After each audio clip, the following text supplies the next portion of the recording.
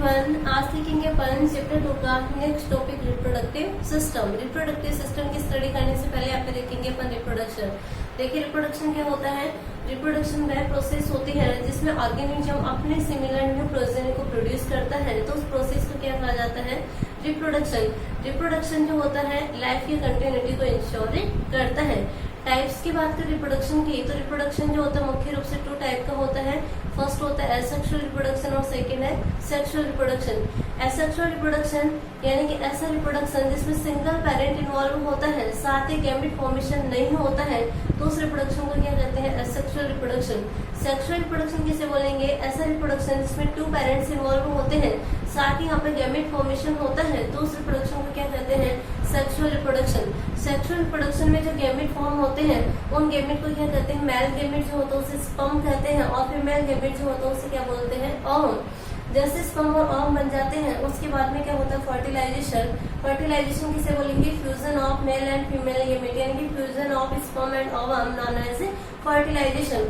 Fertilisation के result diploid zygote बनता है। आगे जाइगोट में डिवीजन होता है, उसका डेवलपमेंट होता है, तो क्या होता है, न्यू इंडिविजुअल का फॉर्मेशन होता है। तो ये कंप्लीट प्रोसेस जो होती है वो क्या होती है, रिप्रोडक्शन। अब देखिएगा गैमेट फॉर्मेशन करने वाली जो सेल्स होती हैं उन सेल्स को क्या कहते हैं, जनरेटिव सेल्स। कौन सी सेल्स, जनरेटिव सेल्स। देखिएगा जनरेटिव सेल्स जो होती हैं इनका डेवलपमेंट जो होता है लाइफ की स्पेसिफिक फेज में होता है। उस स्पेसिफिक फेज को क्या कहते हैं, प्यूबर्टी। क्या बोला जाता है, प्यूबर्टी। किसे बोलेंगे, प्यूबर्टी। यानी कि जनरेटिव सेल्स जो कि गैमेट फॉर्मेशन के लिए रिस्पॉन्सिबल होती हैं, इन सेल्स का डेवलपमेंट लाइफ के एक स्पेसिफिक फेज में होता है और उस फेज को क्या कहते हैं, प्यूबर्टी कहा जाता है। मेल में प्यूबर्टी की जो एज होती है वो होती है 13 to 15 ईयर्स। किसमें है, मेल में। फीमेल की बात करें तो फीमेल में प्यूबर्टी की एज कितनी होती है, 12 to 14 ईयर्स होती है। प्यूबर्टी के ड्यूरिंग क्या होते हैं, अनेक चेंजेस होते हैं मेल एंड फीमेल में, जिसे क्या बोलते हैं, सेकेंडरी सेक्सुअल कैरेक्टर।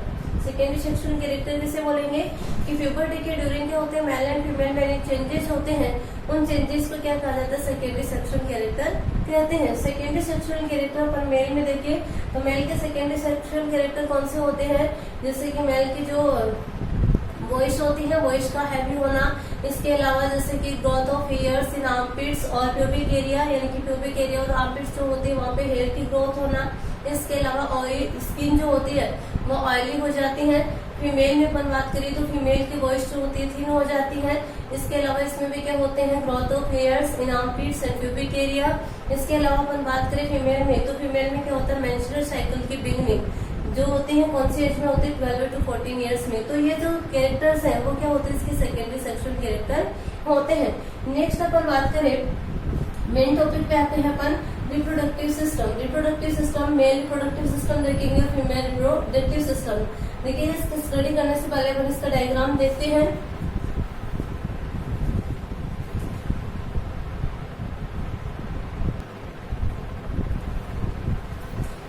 इस टाइप से होती है मेल रिप्रोडक्टिव ऑर्गन की स्ट्रक्चर। मेल रिप्रोडक्टिव सिस्टम जो होता है इसके जो ऑर्गन्स होते हैं इसे 2 कैटेगरी में डिवाइड किया गया है, प्राइमरी रिप्रोडक्टिव ऑर्गन और सेकेंडरी रिप्रोडक्टिव ऑर्गन। देखिएगा primary reproductive organ, primary reproductive organ वे ऑर्गन होते हैं जिनके द्वारा सेक्स सेल या फिर गैमेट का फॉर्मेशन किया जाता है, उन्हें क्या कहते हैं, primary reproductive organ. Primary reproductive organ जो होते हैं उनको गोनाड्स भी कहते हैं। ठीक है, क्या बोला जाता है, गोनाड्स। इन्हें बोलेंगे जिनके द्वारा क्या होता है, सेक्स यानी कि गैमेट का फॉर्मेशन होता है, उन्हें क्या कहते हैं, प्राइमरी रिप्रोडक्टिव ऑर्गन या गोनाड से कहते हैं। मेल रिप्रोडक्टिव सिस्टम जो होता है उसमें गोनाड के फॉर्म में 1 पेयर टेस्टिस प्रेजेंट होते हैं। ये क्या है, टेस्टिस। तो 1 पेयर टेस्टिस जो होते हैं वो गोनाड के फॉर्म में प्रेजेंट होते हैं। टेस्टिस जो होते हैं एब्डोमिनल कैविटी से आउटसाइड में सेक्रोटम सेल में प्रेजेंट होते हैं। सेक्रोटम क्या होती है, एक बैग लाइक स्ट्रक्चर होती है जिसमें क्या होते हैं, टेस्टिस प्रेजेंट होते हैं। कहाँ पे होते हैं, एब्डोमिनल कैविटी के आउटसाइड में प्रेजेंट होते हैं। नेक्स्ट अपन बात करें टेस्टिस जो होता है, गोनाड्स जो है इसके 2 मेन फंक्शन होते हैं। फर्स्ट फंक्शन होता है फॉर्मेशन ऑफ स्पर्म और सेकंड होता है, फर्स्ट फंक्शन होता है इसका formation of sperm, sperm formation करना, और सेकंड है formation of testosterone hormone, formation of testosterone hormone. Testosterone hormone क्या होता है, मेल सेक्स हार्मोन होता है। किसके द्वारा होता है इसका फॉर्मेशन? टेस्टिस के द्वारा होता है। तो प्राइमरी रिप्रोडक्टिव ऑर्गन कंप्लीट है। नेक्स्ट देखते हैं सेकेंडरी रिप्रोडक्टिव ऑर्गन। देखिए सेकेंडरी रिप्रोडक्टिव ऑर्गन कौन से होंगे? प्राइमरी रिप्रोडक्टिव ऑर्गन को छोड़ करके इसके अलावा यहाँ पे अपन जितने भी ऑर्गन्स की स्टडी करेंगे जो कि किसमें हेल्प करते हैं? गैमेट्स के ट्रांसपोर्टेशन में, फर्टिलाइजेशन में और उनके मैच्योरेशन में हेल्प करते हैं, उन ऑर्गन को क्या कहते हैं? Secondary reproductive organ. किन्हें बोलेंगे? ऐसे ऑर्गन जो कि गैमेट्स के ट्रांसपोर्टेशन, मैच्योरेशन और फर्टिलाइजेशन में हेल्प करते हैं, उन ऑर्गन को क्या कहते हैं? सेकेंडरी रिप्रोडक्टिव ऑर्गन कहते हैं। देखिएगा सेकेंडरी रिप्रोडक्टिव ऑर्गन कौन कौन से होंगे?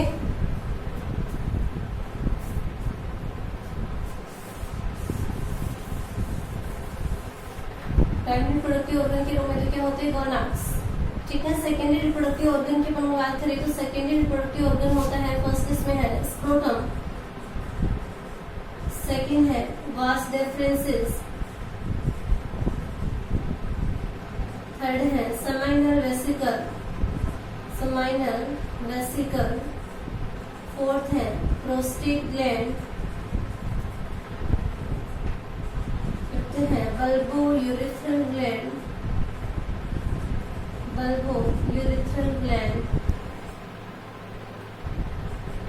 यूरेथ्रा, यूरिनोजेनिटल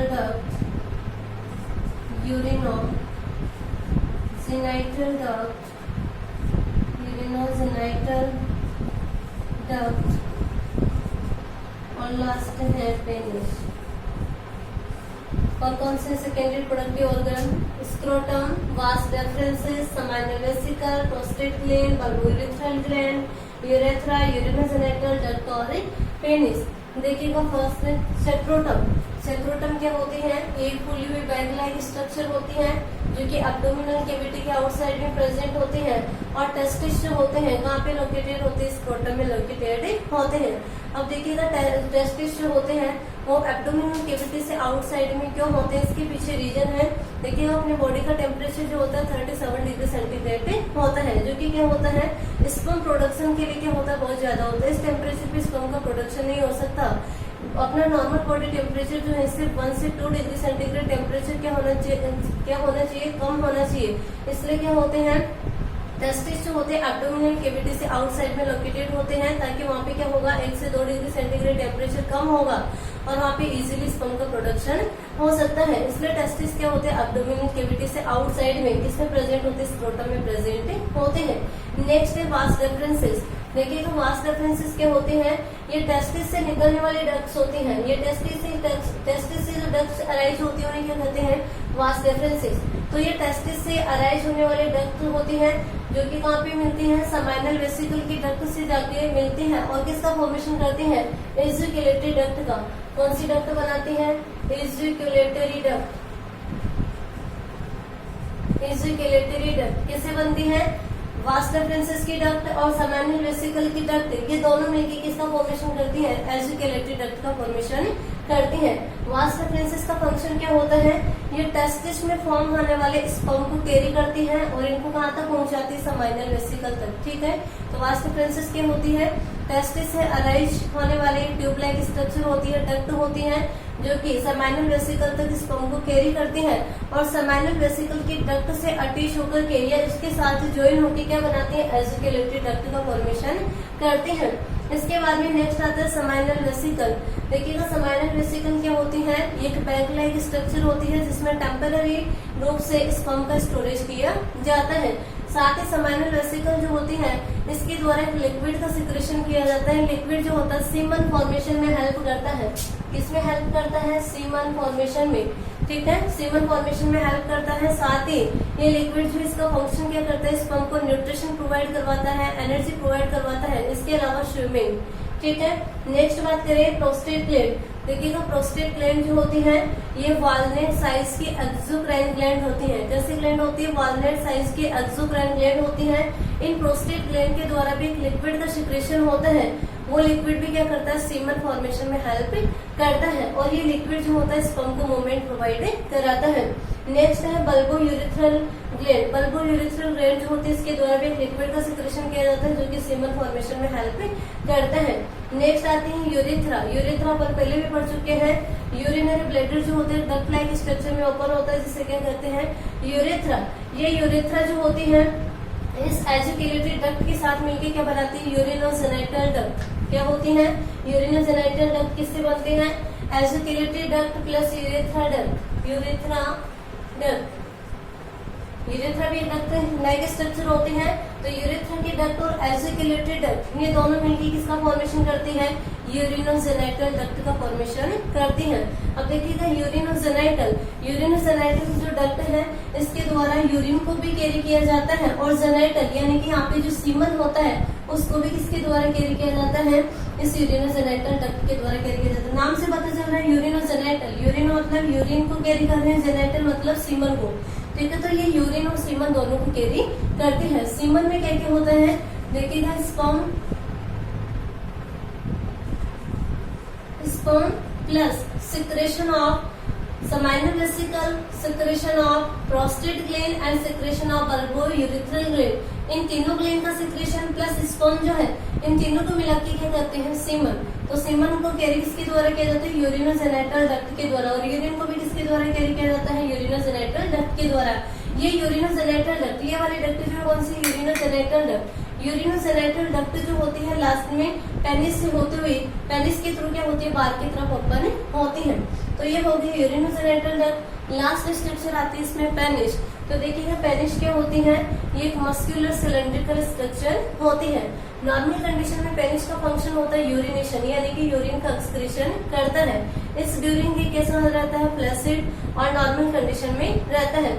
लेकिन जब सेक्सुअल इंटरकोर्स होता है तो उस ड्यूरिंग के इरेक्टाइल कॉपुलेटरी ऑर्गन की तरह बिहेव करता है, यानी कि सेक्सुअल इंटरकोर्स की ड्यूरिंग पेनिस जो होता है उसके द्वारा जो सीमन होता है उसको फीमेल के वेजाइना में रिलीज किया जाता है।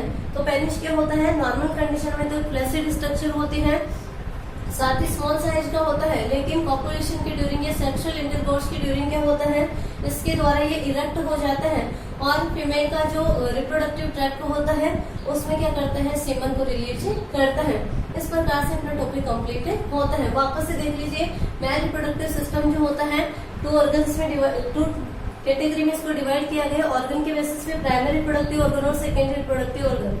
प्राइमरी रिप्रोडक्टिव ऑर्गन यानी कि ऐसे ऑर्गन जो कि गैमेट फॉर्मेशन या सेक्सुअल फॉर्मेशन के लिए रेस्पॉन्सिबल होते हैं, उन्हें क्या कहते हैं, प्राइमरी रिप्रोडक्टिव ऑर्गन या गोनाड्स कहा जाता है। इसमें गोनाड्स की फॉर्म में क्या होती है, 1 पेयर टेस्टिस प्रेजेंट होते हैं। टेस्टिस का मेन फंक्शन क्या होता है, फॉर्मेशन ऑफ स्पर्म। स्पर्म क्या होते हैं, मेल गैमेट होते हैं, तो formation of sperm and formation of testosterone hormone. Testosterone क्या होता है, मेल सेक्स हार्मोन होता है। इसके अलावा सेकेंडरी रिप्रोडक्टिव ऑर्गन यानी कि प्राइमरी रिप्रोडक्टिव ऑर्गन के अलावा जो ऑर्गन है, जैसे कि ये गेमेट्स के ट्रांसपोर्टेशन में हेल्प कर रहे हैं, इसके अलावा फर्टिलाइजेशन में, मैच्योरेशन में हेल्प करते हैं, तो उन्हें क्या कहते हैं, सेकेंडरी रिप्रोडक्टिव ऑर्गन। कौन कौन से है, फर्स्ट स्क्रोटम। स्क्रोटम क्या होता है कि टेस्टिस होते हैं एब्डोमिनल कैविटी के आउटसाइड में, किसमें प्रेजेंट होते हैं, स्क्रोटम में। आउटसाइड में क्यों होते हैं, क्योंकि बॉडी के बजाय वहाँ पे टेम्परेचर क्या होता है, कम होता है, 1 से 2 डिग्री सेंटीग्रेड, जो कि स्पर्म प्रोडक्शन के लिए सफिशिएंट होता है।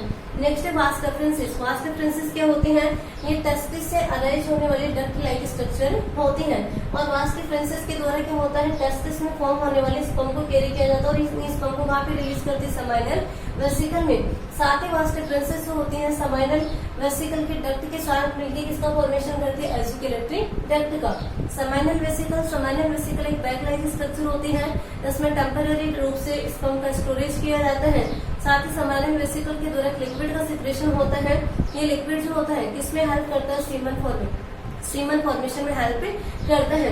नेक्स्ट अपन बात करें, साथ ही क्या करता है, स्पर्म को क्या करवाता है, न्यूट्रिशन, एनर्जी और स्विमिंग प्रोवाइड कराता है। नेक्स्ट है प्रोस्टेट ग्लैंड। प्रोस्टेट ग्लैंड क्या होती है, वॉलनेट साइज की एक्सोक्राइन ग्लैंड होती है। इनके द्वारा भी एक लिक्विड का सिक्रेशन होता है जो कि स्पर्म को मूवमेंट प्रोवाइड कराता है और सीमन का फॉर्मेशन करता है। नेक्स्ट है बल्बोयूरेथ्रल ग्लैंड। इनके द्वारा भी लिक्विड का सिक्रेशन किया जाता है जो कि सीमन फॉर्मेशन में हेल्प करता है। यूरेथ्रा क्या होती है, यूरिनरी ब्लैडर जो है वो डक्ट लाइक स्ट्रक्चर में ओपन होता है, जिसे क्या कहते हैं यूरेथ्रा। यूरिनोजेनिटल डक्ट, यूरेथ्रा और एजुकेटेड डक्ट ये दोनों मिलकर क्या बनाती है, यूरिनोजेनिटल डक्ट। यूरिनोजेनिटल डक्ट क्यों बोला गया है, क्योंकि इसके द्वारा यूरिन प्लस सीमन दोनों को कैरी किया जाता है। सीमन में क्या होता है, sperm plus secretion of seminal vesicle and prostate gland and bulbo urethral gland, तीनों ग्लैंड का सेक्रेशन होता है प्लस स्पर्म होते हैं। तो इनको कैरी करने का फंक्शन किसका होता है, यूरिनोजेनिटल डक्ट का। यूरिनोजेनिटल डक्ट जो होते हैं पेनिस से होती हुई आउटसाइड में ओपन होती है। नेक्स्ट लास्ट देखा अपन ने पेनिस, तो पेनिस क्या होती है, एक मस्क्यूलर सिलेंड्रिकल स्ट्रक्चर होती है। नॉर्मल कंडीशन में पेनिस जो होता है फ्लैसिड होता है, यूरिनेशन इसका फंक्शन होता है। लेकिन जब सेक्सुअल इंटरकोर्स या फिर कॉपुलेशन होता है तो उस ड्यूरिंग क्या होता है, इरेक्टाइल कॉपुलेटरी ऑर्गन की तरह बिहेव करता है, इरेक्टाइल हो जाता है और इसके द्वारा क्या होता है, फीमेल का जो रिप्रोडक्टिव ट्रैक्ट होता है उसमें सीमन या स्पर्म को रिलीज किया जाता है। इस प्रकार से अपना मेल रिप्रोडक्टिव सिस्टम जो होता है कंप्लीट होता है।